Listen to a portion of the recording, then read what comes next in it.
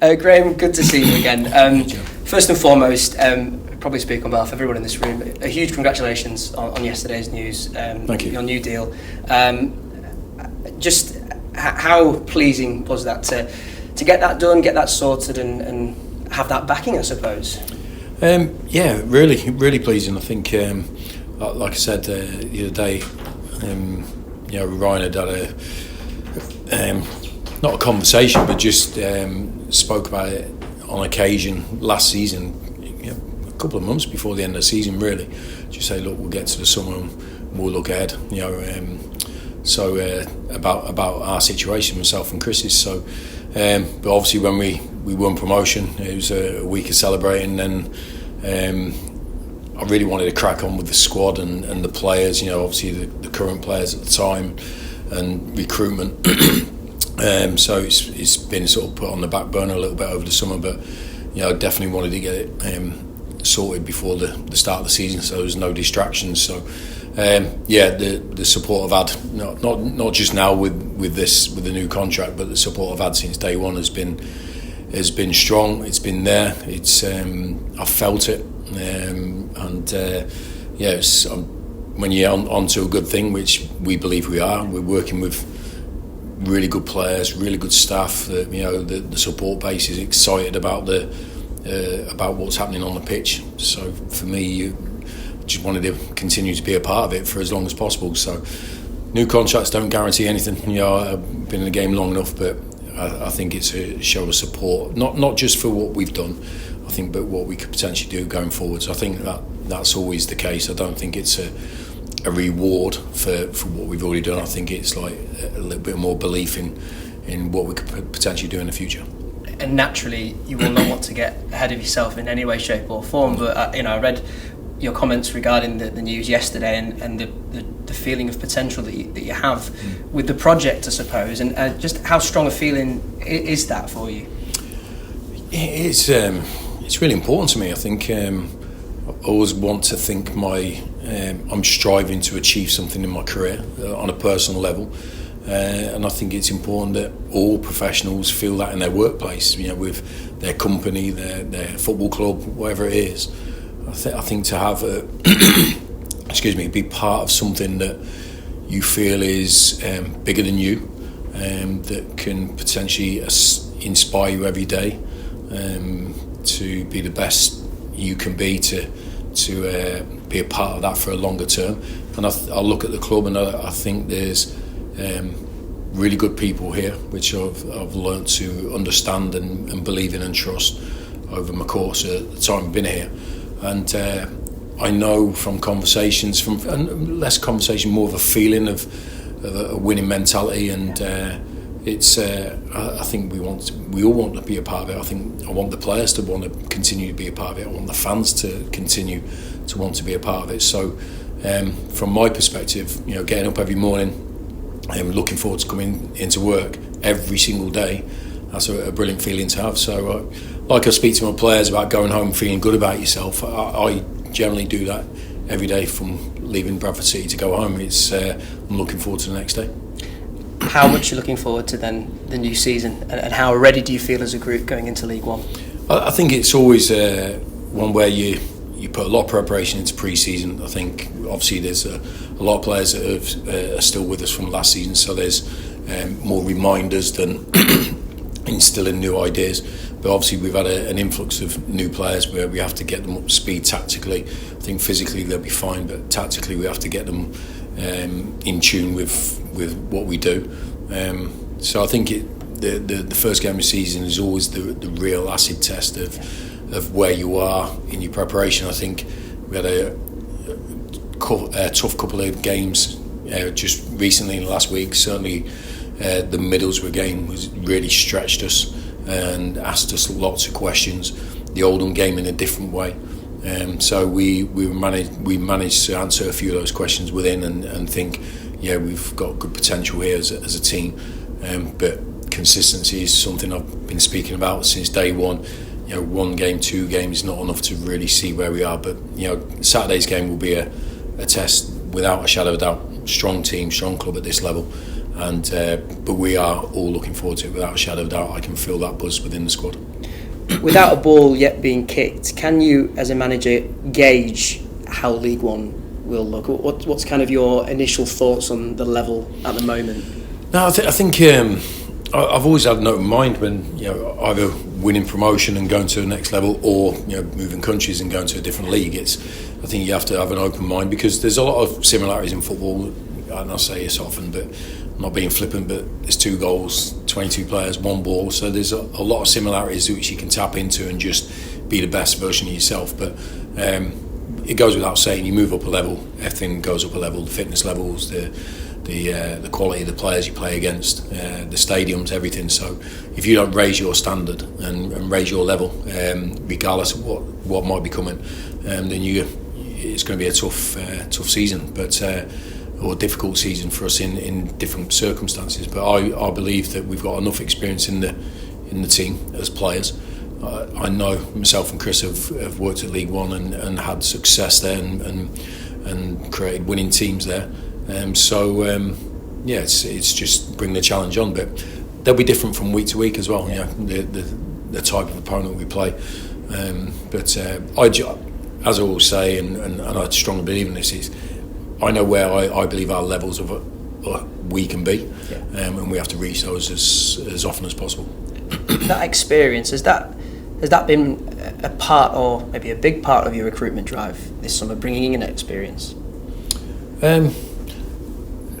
Just the right players, really, and look, it's I don't believe the essence of Bradford City is a development club, as in gives 3 years to players to develop it in the team, and it doesn't really, results are not first and foremost. I think results are first and foremost.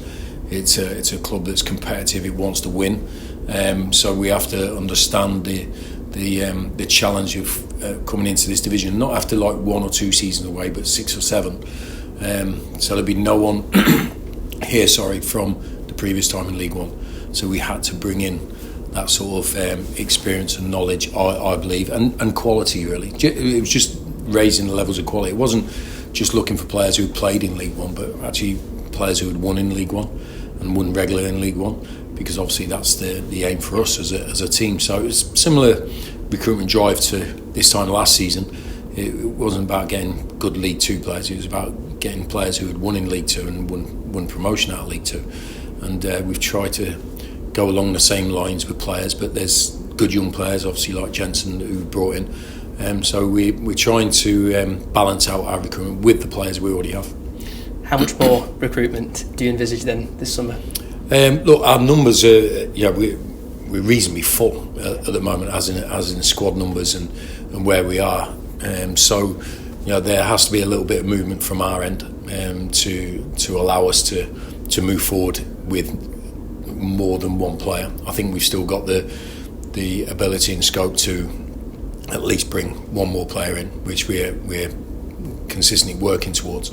But any more than that, then we have to trade. We have to have outgoings, and so that's how we have to just see how the next few weeks go. But we're not done and dusted. I still think we can improve the squad, but I do believe we have 80-90% of a really strong competitive group.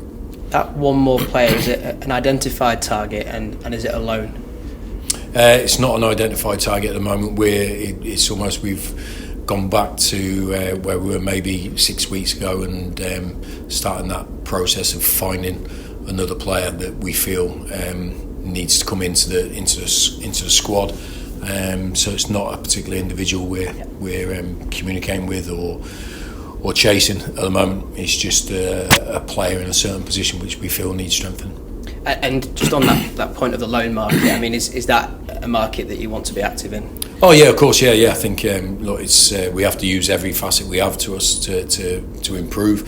It's not something that we've used as yet, I believe. I think you're right. Yeah, I think so. Yeah. So I think I want all of us. We want to build for the future of this club, and we want to build continuity and consistency. And I think it's difficult sometimes if you have 5-6 loans, right at the sort of bedding in process of your squad.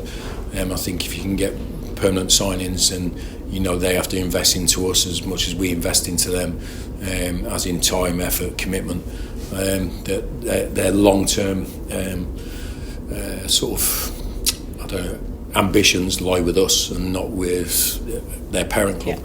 But there's always, as we saw last year, really valuable and good players available on loan, whether experienced lads that are not in favour, or certainly young ones that are starting off their career. I think we have to work really well to identify the best ones we can get and potentially bring them in. But just at the moment, we're probably not in that position. Okay. Next question then. Outgoings. Are you close with any potential outgoings in the squad? Is anything happening at the moment? No, not as far as I'm concerned, or to my knowledge. I've had conversations with a couple of individuals, early on, right on the first day of pre-season. So it's down to clubs wanting them wanting to go there, this, that, the other. So I think it could happen tomorrow. It could happen on the last day of the window. I really don't know, unfortunately, because we're not really in control of that situation. It's down to outside influences to make those things happen. But I think for their own benefit, they need to go and play, and because they're good players, but just not right for us right now. Yeah. Do you know if there has been any interest in those players? Yeah, there has. Yeah, there has been interest, but it's not either not come to fruition from the club side, or the player involved has not particularly wanted to follow that option. Final detailed questions. Paul Huntington, Jack Hunt, I know they've been with you as a group. I think you'd said that you were going to make maybe a decision on Paul's future anyway, certainly this week. Have you reached that point with either of those two? No, Paul has missed just a little bit of training, didn't come to Austria with us. We didn't feel he'd be able to contribute that week, so we left him behind, because I know how tough it is that week, and it wasn't something that would have helped Paul in his scenario. So we left him here with a personal coach, and then he's picked up the training again. So we're either parties are not really in a position to have a conversation right now, because of he's not actually I don't think he's played a game for us or match minutes in pre-season. So it's been a bit of a difficult not a difficult but a frustrating period to not be able to get really good eyes on him. So, and Jack Hunt just had a couple of days over the weekend, but he's back training with us again now, as is Paul. But that'll be an ongoing scenario, and it's a little bit to do with the size of the squad already as well. And team news wise, how are you going into Saturday? Yeah, we've got a couple of niggles which we've picked up over pre-season. Obviously, everyone knows about Neil Byrne, which is really disappointing. Kieran's missed a week or so as well, but the Burner one was a disappointing one, because he's done so well. At the end of last season, finished the season so strong, started pre-season in great shape, in great form into his training and games. So to have that awkward landing and be out for a couple of months, it's frustrating. So but apart from that, we've got the majority of the squad available for the weekend, and we just have to wait till Friday and get down to the final details and naming the team. And just finally from me, for many fans, Graham, Saturday will be their first time back at Valley Parade since the dramatic fashion of the last day of last season. I mean, I hate asking this question normally, but what is your message to supporters ahead of this new season? League One is something that they've wanted for so long. I think, look, I'm not in a position, or never in a position to tell anybody do anything really, and certainly not supporters. But I think the football and the team speaks for itself really. I think if they're coming along, it means they support the club. They want to see their team win. They want to see the team playing in a certain fashion like we did last season, which sort of triggers off an emotion that they can feel a part of that, and we just want more of the same really. So the consistency we're looking for from our team, I know will bring the consistency of bringing in numbers, bringing in excitement, that feel-good factor. It all goes hand in hand. I think they had a good time last season, the supporters at Valley Parade, and we want to reward that support and that loyalty again with exciting times, exciting teams, good results, and I don't a sense of anticipation that they're coming to see something good, and hopefully the biggest thing is they leave Valley Parade with a smile on their face. That's what we always try to aim for. We haven't always achieved it, but we did it more times than most last season. So if we can do the same again and get the same response, I'll be a happy man. Best luck, Graham. Thank you. Cheers, Jim. When you look back at this period last year, how does the atmosphere around the place compare to then? Has it changed at all? No, I think the squad was excited about the season last season as well. I think the way we finished the previous season with 6 wins out of 7 and getting so close to the playoffs, I think it gave everyone a motivation. What I just said there about sports, an anticipation of something good. I thought we went into the season all guns blazing and started really well. A brilliant win on day one against a much fancied team away from home, and I thought that sort of set the standard for us for the rest of the season. We obviously suffered our injury issues, which damaged our results at certain periods. But once we got those players back, we were back on it again. So I always, not every team or most teams at this stage of the season have hope and ambition and a feel-good factor. But so I don't feel it's particularly different this year than it was last year. I thought the players were ready this time last year. I think they're ready again. And of course, every coach will be the same first game of the season, but you won't have had a chance to see the opposition in league action. No. How do you work out your tactics against a team that you don't really know how they're going to play? No, we've got we've got their previous couple of pre-season games, and they played quite similar in both the games. I don't think teams can change their formation a little bit, but their basic philosophy of how they play is generally intact, certainly at the start of the season, until results dictate whether you change or adapt. So everyone goes in with their own way of playing from day one. So the first few games you can, without having that sort of analysis to go on in league games, I think if you've seen a couple of pre-season games, you can get a gist of how they're going to do it. But that said, we don't plan all our game around the opposition. We plan our game around our philosophy, around our way of playing, and we hope for the opposition to adapt to us. But the Middlesbrough game, for instance, we didn't really know their formation. We didn't we know exactly who was going to play because it's pre-season and teams chop and change. But we knew they passed the ball. We knew they're a possession-based team. We knew they had good players. And I think the challenge is the same on Saturday. So, I'll take the same performance from my team, to be honest. Okay, mate. So, Graham, obviously talking about you signing your contracts as and when you did. I mean, I think we talked to Max Parra about this and said about the outside noise could have been there. Will he, won't he, or these sort of things can, if they get into a season. I mean, you must be very delighted, relieved that that's not going to be a sort of hanging over the issues.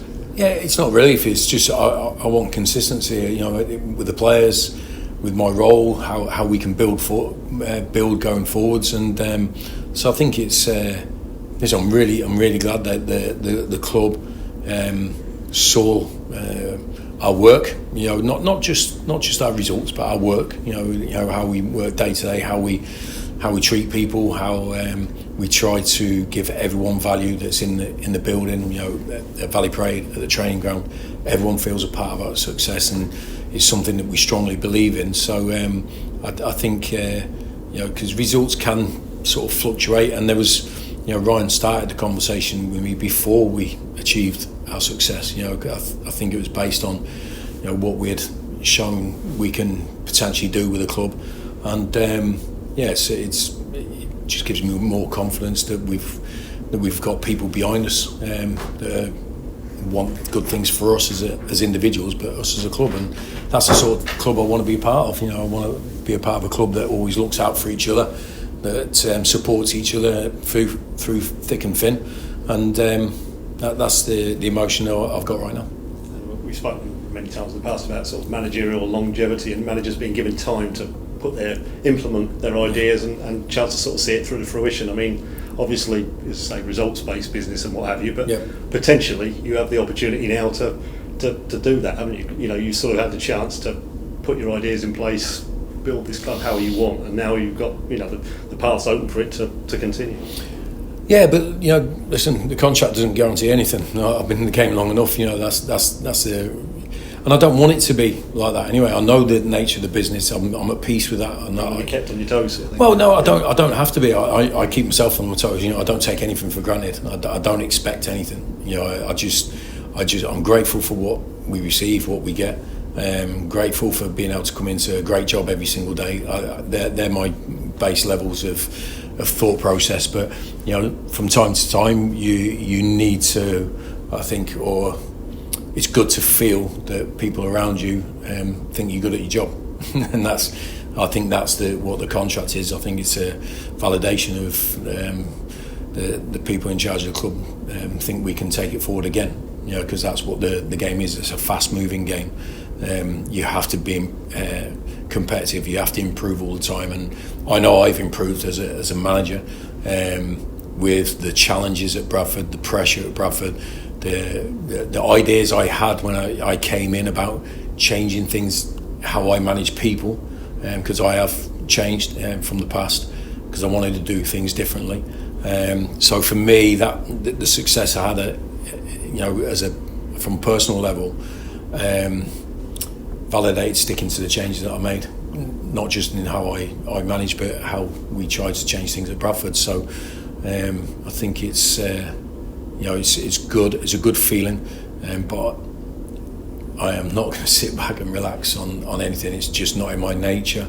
I could have a one-day contract, and you're just going to get the same from me every day. It's just. I'll be letting myself down. I'll be letting the people who helped me get to this point down if I didn't approach every day with full commitment. But it's nice to have that. You've got that trust from above it, because that relationship between the manager and his employers, so to speak, is crucial, isn't it? And you haven't sort of got to second guess perhaps so much what other people are thinking, because as I say, they've given you this opportunity. Yeah. They sort of say, we're pleased with your work. We like what we've seen. Yeah. Here's a chance to carry on. Yeah, look, I think there's a level of self-confidence you have to have in professional sport, because sometimes you have dark days and you don't feel that support. You might not, or you might be waiting for it doesn't come in a phone call or something. I'm not talking about my particular time here, I'm just talking about my 30 odd years of being in football. So sometimes you have to talk to yourself and remind yourself that you're good at it, and what are you good at, and put it in place. But it's great. Football's a team sport, and we all need that guy next to us, that person on our shoulder that stands next to you in tough times, and regardless of the contract, I've felt this support many times over the last 20 months. After real dark moments, I've talked about the Harrogate game, or that period, that month. That's when I knew I had the support. I knew I had the support after the Swindon game. When on the Monday, I knew the players were still motivated. That's the thing that I feel we've done really well here as a group of people. We've built up a culture and a feeling that's not just when it's going well. I felt the true sort of feeling of this squad and the staff and the people above me and around me after those days, after the Swindon game, after the Doncaster game. It's easy to feel good after the Fleetwood game. It's after those ones before the challenges, that's when you see you get down to nitty-gritty of what you've actually built up as a group of people, and that's the contract allows us to have the confidence that we're almost like starting this project again. That's how I feel, but from a few steps forward. It's like now we can, when you come in on day one, you're not thinking about the next month, you're thinking about this whole season. That's where I am right now. I'm just thinking about this whole season, which we always do as managers anyway. You have to think long term, you have to act in the long term interest of the club, or you don't do your job properly, and that's what we'll try to do. Going back to Jensen, obviously you spoke a couple of weeks ago when you sort of said you're looking at Premier League loans. Was he initially a loan target? No, he was. There was somebody else that turned us down, so that was a loan. But with Jensen, we'd had initial conversations, and we didn't know whether they would go for a permanent transfer or loan. So listen, we were willing to take him on a loan, but he was somebody that we wanted to bring in permanently because we felt he could be a player that develops with us. That he can still play in our team right now. We've seen him play against us last season, but he can develop with us and be a player here for numerous seasons, as there are others. and he's shown the attributes in the first few days of training that he can pick up our game really quickly. But yeah, he was, you know, we had an open mind about what it was going to look like bringing him in. Obviously, you mentioned loans. I mean, I'm trying to think the last time this team went into a season without a loan player. I think it's almost unheard of. I mean, I think from supporters' point of view, as you say, that they like to sort of see their own players out there, if you get what I mean. You know, and as you say, you know, it's players that if you develop, it benefits the club the long term rather than perhaps, you know, another Premier League team. Yeah, but look, ultimately we have to look after our club first and foremost. But we saw last year with Jack Shepherd in particular. You know, he was one of our own money for a year. Really, he came in on loan, but how he played, how he acted, how he behaved, and all the other guys, Brandon Keller, you know, Teo Adaramola, these guys really bought into us as a club and as a group of people, and felt like ours. But you know, as a manager, you know they are going to go back, and it's and that's, you know. Well, not always they don't, but you know the finance involved with a couple of those who dictate that we can bring them here. So I think it's important to have a core of your players. I think you can have too many loans that maybe affect it, especially if they're not in a team. It's hard for a player it's hard for us to sort of communicate and guide a player who's on loan and he's on a short-term deal, because he's come here to play basically. Whereas with your permanent players, you know, there's longer than the next 3 months, and you can build them up tactically and all that sort of thing to get back in the team. So all those little things come into it. But look, if the right loan player comes on, like I said to you the other week, we were trying to get somebody on loan. He would have been with us if he'd have accepted the offer, but he went somewhere else. So I'm really happy with the squad we've got now. Really happy. But our responsibility is always to try and improve everything, every aspect, and that includes the squad right up until the time you can't really.